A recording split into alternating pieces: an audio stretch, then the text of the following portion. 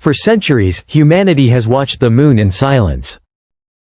A pale guardian drifting through endless night. Unchanging. Unmoving. A mirror of our past. But what if that silence was never real? What if the moon was only waiting to be awakened? It began with Thray Atlas, an interstellar wanderer glowing emerald as it crossed our skies. At first, scientists thought it was harmless, an icy rock passing through. But then, without warning, it sent a pulse. Not toward Earth, but toward the moon. Moments later, the moon replied. A signal, faint yet precise, echoed across deep space. Numbers. Patterns. Frequencies far too structured to be random. For the first time in history, the moon had spoken. At first, they thought it was reflection, an echo of Atlas's light.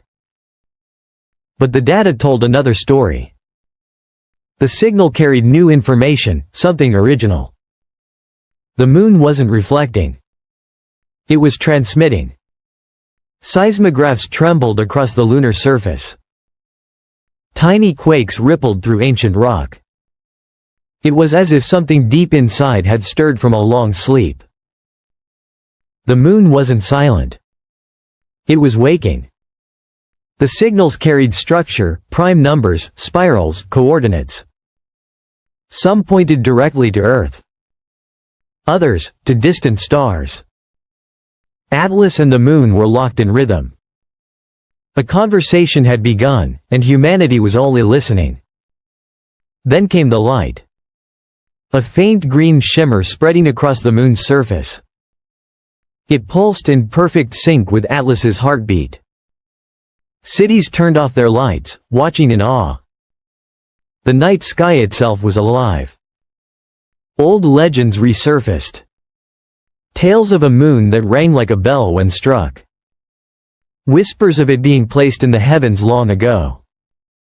Stories once dismissed as myth, now hauntingly familiar. Maybe this wasn't the first time the moon had answered. Soon, Earth began to respond. Magnetic fields wavered. Compasses spun. Animals gathered beneath the glowing sky. And through the silence came a sound, a low, steady hum felt deep in the bones. The rhythm of Atlas had reached our world. Then everything stopped. The pulses vanished. The light faded. For a moment, the universe went quiet again.